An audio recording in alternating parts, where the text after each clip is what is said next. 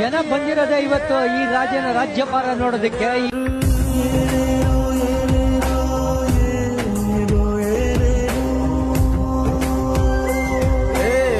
ವಿಧಿಯೇ ವಿಧಿಯೇ ವಿಧಿಯೇ ವಿಧಿಯೇ ವೀರನ್ಯಾರು.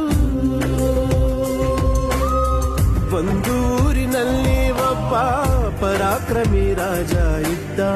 ರತಿಯಂಥ ರಾಣಿಯೊಡನೆ ರಾಜ್ಯಭಾರ ಮಾಡುತ್ತಿದ್ದ. ತಾನು ತನ್ನ ಪ್ರಾಣ